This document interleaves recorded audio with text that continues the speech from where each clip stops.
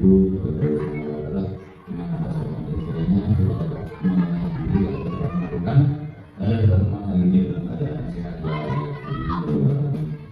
Bapak Ibu yang saya hormati, kita pertama melaksanakan observasi dari PMM yang kita laksanakan ya. Jadi di sini saya mengharapkan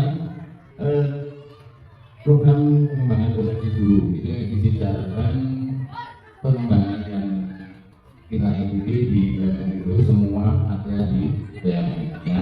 Jadi saya harapkan nanti Bapak Ibu guru untuk mengembangkan potensi guru mengikuti semua program yang ada di PMM. Untuk itu dari hasil observasi dan refleksi nanti akan kita bahas masalah hal apa saja yang menjadi kendala nanti kita akan ke sana ya. Ya, untuk itu maka untuk dulu untuk acara hari ini kita buka dengan bacaan Bismillahirrahmanirrahim. Ya. Bapak Ibu guru yang saya hormati, dari hasil observasi yang saya laksanakan bersama-sama ya. Jadi kita bahas di pertemuan ini ya. Jadi di pertemuan ini kita bahas dari hasil yang telah kita lakukan secara bersama-sama. Nanti kita bacakan apa pendapatan dan penyelesaiannya nanti kita baca sama juga penyelesaiannya. Harapan saya di sini nanti Bapak Ibu guru mampu mengembangkan kompetensinya masing-masing ya. Jadi saya memberi harapan dari kompetensi yang ada dengan katakan yang berbeda nanti dapat meningkatkan mutu dari pendidikan di Indonesia. Jadi mencari kekayaan ya. Jadi dengan kompetensi kita yang luar biasa di dalam PMM nanti di sekarang ini lebih berbeda. Jadi saya harapkan nanti dengan kompetensi itu kita menjaga kekayaan dari masyarakat. Itu harapan saya. Jadi saya ingin membangkit SD kita ini menjadi yang lebih baik. Itu harapan utama saya selalu mendukung sini. Jadi dengan kompetensi punya nanti SD kita akan meningkat, kita lebih berdaya dan mendapatkan kepercayaan kembali masyarakat untuk meningkatkan mutu pendidikan di lembaga kita secara bersama-sama. Jadi itu tanggung jawab kita ya. Jadi dari hasil observasi pengembangan potensi guru. Jadi di sini saya mengharapkan kendala-kendala secara bersama dan menjadikan suatu kesepakatan yang harus kita laksanakan. Jadi saya mengaspirasikan jadi di sini setelah kita laksanakan observasi itu, Bapak Ibu guru mempunyai kendala-kendala yang harus diselesaikan. Jadi kendala-kendala yang harus diutarakan. Mungkin dari Bapak Ibu guru memiliki kendala-kendala apa? Jadi nah, di sini kesulitan apa? Jadi kendala apa yang kita hadapi? Kita kan harus oke. Jadi kita kesulitan itu yang kita hadapi. Jadi yang ada di kadang-kadang kita itu terlalu jauh. Memang saya apa ya? Bapak Ibu guru itu inginnya itu melambung terlalu tinggi. Jadi sederhana saja kita dari Bapak kita mereka sedikit nanti kesulitan itu akan teratasi. Kalau kita pemikiran itu bagus, pemikiran seperti itu bagus. Harapan saya kita melangkah dari tangga ke tangga. Jadi itu adalah dari hasil ini kesulitan selama ini kita mendapatkan kegiatan praktek kerja pendidikan yang kita dapat itu amat. Ya, jadi kejadian dengan yang sederhananya apa? Jadi bagaimana nanti dengan mencoba menyelesaikan itu apa ya? Tujuannya apa? Tujuannya kita bisa berbagi. Kalau kita bisa menyelesaikan satu permasalahan, kita bisa berbagi. Itu tujuannya ya. Jadi kita berbagi bersama teman di dalam kelompok belajar. Jadi nanti kita bisa menghadapi apa? Semua kesulitan yang ada. Jadi ini Bapak Ibu mungkin ada keadaan yang menggunakan ada kesulitan yang dari teman-teman bisa berbagi untuk menyelesaikan permasalahan bersama. Ada Bapak Ibu ada yang ingin menyampaikan lagi? Monggo. Perkenalkan, saya Bunda dari kelas 6. Kesulitan apa yang saya alami selama melakukan praktek pembelajaran itu, saya mengalami kesulitan kita menghasilkan siswa di kelas yang terlalu aktif. Nah, aktifnya itu sangat aktif. Misalnya seperti lalu mungkin untuk solusinya bagaimana? Terima kasih. Itu agak kesulitan dari teman kita ya, dari teman sahabat kita dalam memberikan pembelajaran di dalam kelas. Dia mengatakan kesulitan anak yang terlalu aktif. Anak terlalu aktif ini banyak apa ya? Kejanggalan yang ada. Jadi kita tahu apa? Nanti mungkin ada dari teman-teman yang mempunyai satu pendapat yang bisa menyatakan kesulitan dari kita tadi. Mungkin ada. Ya, mungkin bisa. Terima kasih atas pertanyaan. Di sini saya berikutnya dari guru kelas 4. Menanggapi atas masalah yang disampaikan oleh Bu Yuwana, mungkin di sini intervensi ya. Bapak Yuwana nanti monggo juga disilakan berpendapat ataupun menambah. Menurut saya bagaimana? Apakah apa yang bisa dilakukan untuk mengatasi permasalahan itu? Di intinya ada siswa yang aktif di sini. Yang pertama, pastinya sebelum kita melakukan pembelajaran kita ada diagnosis tentang kebutuhan siswa. Kita namakan penilaian di awal asesmen diagnosis. Diagnosis tentang kebutuhan dia misal kita katakan sebagai sampel gitu. Jadi siswanya aktif itu berarti siswa itu lebih dominan di awal mana? Ini tadi ya, dia banyak gerak gitu. Nah, jadi sebelum itu kita tahu si sampel ini lebih dominan di risetnya. Jadi nanti pembelajaran yang kita berikan untuk dia itu pembelajaran yang membuat dia aktif. Mungkin dengan mengajak materi yang mengajak dia untuk membuat fisiknya bergerak, misalkan dengan bermain pelan atau apa mungkin dimainkan. Dan yang belajar yang lain bisa dengan beban siswa yang ada di kelas ini. Untuk yang kedua, setelah asesmen diagnosis itu tercukupi, kita bisa menggunakan pembelajaran berdiferensiasi. Jadi kita tampung apa yang jadi keinginan itu dengan keinginan siswa dengan pembelajaran berdiferensiasi sesuai dengan bakat dan minat mereka masing-masing, sehingga nanti pembelajaran pada akhirnya bisa terpenuhi, terselesaikan dan akhirnya bisa meningkatkan prestasi siswa. Pentingnya adalah penerapan pembelajaran itu secara emosional. Sebelum kita lakukan pembelajaran bisa kita beri dulu pengalaman. Kemudian kita mungkin besok hari kita melakukan pembelajaran yang kita lakukan nanti bisa sesuai dengan tujuan pembelajaran. Kalau memang anak sudah capek, bisa kita sering dengan SPK atau bisa kita katakan teknik stop. Ya itu semuanya ada bisa kita belajar di platform yang kita belajar. Mungkin itu yang bisa saya sampaikan. Terima kasih. Terima kasih dari atas apa yang telah dilakukan untuk sebuah pembelajaran yang mengatasi anak-anak yang terlalu itu banyak yang tadi dikatakan. Kita mengadakan asesmen dia yang akhirnya kita dapat mengetahui bagaimana kalau ini sebenarnya hampir sama dengan dahulu lalu kalau mengadakan pembelajaran anak itu kita sebetulnya komunikasi.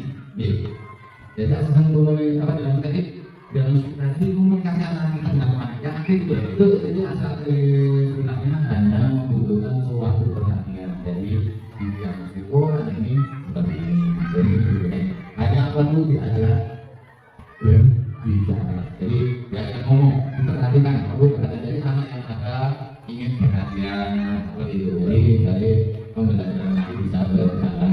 Jadi berarti bahasa yang disampaikan dulu tadi memang sudah bagus ya. Jadi cukup tadi teman-teman bisa memahami sama belajar bersama untuk menyelesaikan permasalahan yang dinyatakan oleh Bu Yuwana tadi dengan asesmen diagnostik. Jadi mencari sisi di mana itu anak membutuhkan.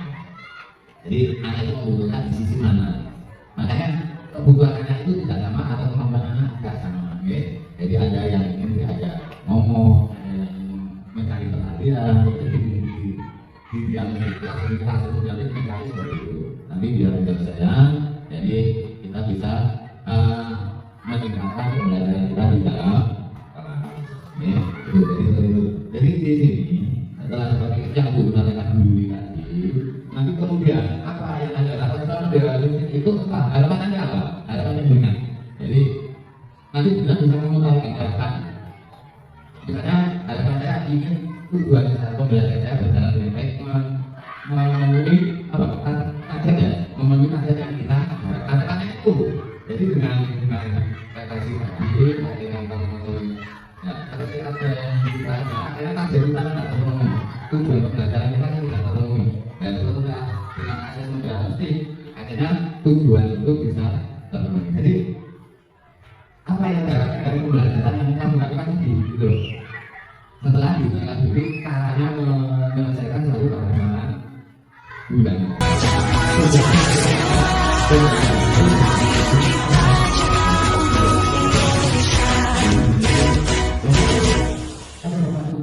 Apa yang dibuat tujuan yang akan dia ada bisa menjadi pendapat.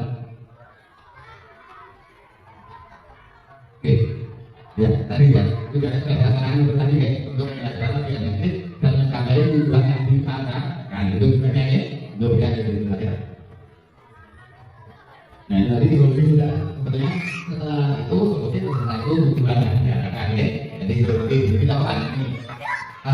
Jadi setelah tahu semua yang ada seperti tadi permasalahan yang timbul, makanya itu tujuan kita kemana. Jadi tujuan kita kemana, akan ada timbul.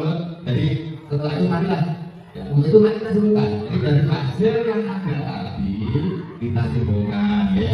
Jadi dari untuk meningkatkan kualitas pembelajaran dengan cara lain, nanti dari hasil yang kita simpulkan dari yang tadi bagaimana kesimpulan yang kita simpulkan tentang diskusi hari ini ya. Jadi dari diskusi hari ini kita simpulkan bersama-sama tujuan kita untuk meningkatkan pembelajaran di dalam kelas, yaitu bukan hanya dengan pembelajaran di dalam kelas. Jadi untuk itu mari kita simpulkan bersama-sama dengan diskusi hari ini. Mungkin ada teman-teman mempunyai kesimpulan. Ya, baik. Kesimpulannya bagaimana? Ini kita simpulkan bersama-sama. Jadi kita berdua dari teman-teman kita punya dua bersama. Nanti disepakati secara bersama-sama. Jadi kita simpulkan. Kemudian kalau ada kesimpulannya apa? Untuk mengenai biar yang sudah disediakan untuk kesimpulan tadi ada satu asisten yang pasti perlu dilakukan untuk mengetahui strategi yang sesuai dengan kurikulum.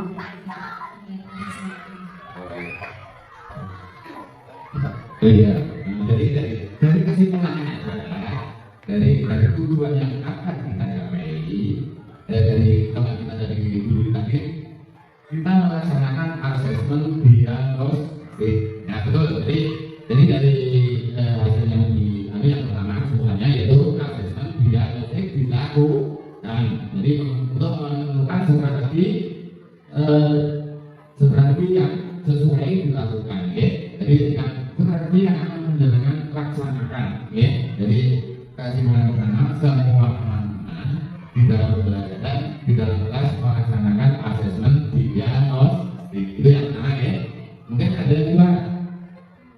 Gimana kedua? Mungkin ya beri. Monggo.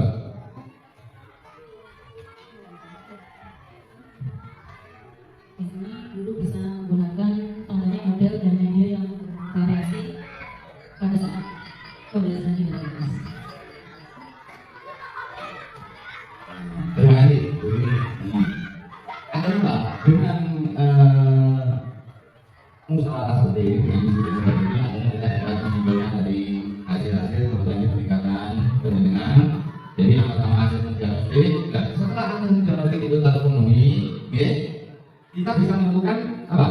Di sini seperti yang diutarakan oleh Bri tadi, kita dapat menggunakan model atau media pembelajaran yang tepat.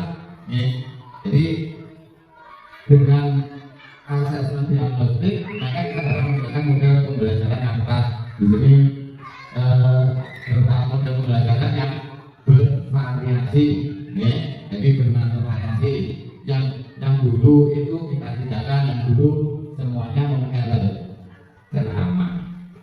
muanya tetapi ya, semuanya nanti tetap berkaitan. Jadi tidak serta-merta seperti selama ini sebenarnya tidak kurang itu sebenarnya juga baik juga. Tetapi sekarang yang lebih tepat kita mencari yang lebih tepat yang lebih efektif ya, sesuai dengan kebutuhan dan keadaan yang ada. Kita menggunakan dua itu sesuai dengan kebutuhan kita, sesuai dengan keadaan yang lebih efektif atau lebih tepat yang harus kita laksanakan. Gitu. Tuh kesimpulan satu lagi kesimpulan mungkin oke dulu. Mungkin untuk penguat di kesempatan terakhir yang tadi sudah disebutkan, perlu adanya kesiapan psikis menurut saya bagi siswa sebelum pembelajaran berlangsung. Kita misalnya dari dulu yang sama, kemudian kita juga mengerti tentang kebutuhan siswa, pengalaman siswa bagaimana dengan penerapan pembelajaran sosial emosional. Dan itu penting. Dan nanti mungkin kita bisa belajar bersama. Terima kasih. Terima kasih Bu Dwi. Jadi demikian ya. Untuk kesimpulan yang ketiga aspirasi bersama ya.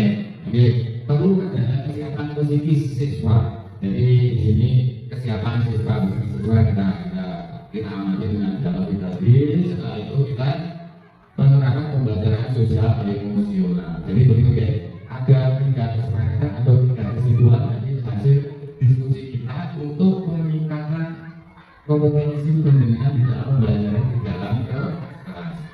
Jadi saya harapkan dari 3 kesimpulan ini nanti menjadi kesepakatan kita bersama-sama meningkatkan kompetensi pendengaran dalam pembelajaran. Jadi peningkatan kompetensi kita bersama-sama ya. Jadi kita harus satu jadi nanti bagaimana pembelajaran di lembaga kita akan menjadi lebih baik. Ada saya lihat sedikit perubahan di tahun yang lalu. Hanya sedikit perubahan dari pembelajaran kita sedikit saja.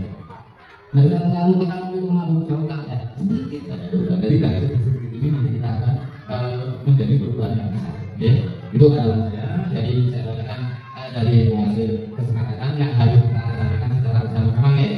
Yang pertama adalah asesmen diagnostik digunakan untuk mengetahui strategi yang sesuai dilakukan oleh guru. Itu yang kesepakatan dalam sini kita bersama-sama kita laksanakan ya. Untuk yang kedua, guru bisa menggunakan model dan media yang bervariasi saat pembelajaran. Itu yang kedua. Kesepakatan membaca dalam bentuk adalah kesiapan siswa dalam penerapan pembelajaran sosial emosional. Jadi dari 3 kesepakatan ini harapan saya nanti kita bersama-sama belajar untuk meningkatkan kompetensi kita bersama musyawarah ya. Jadi terima kasih.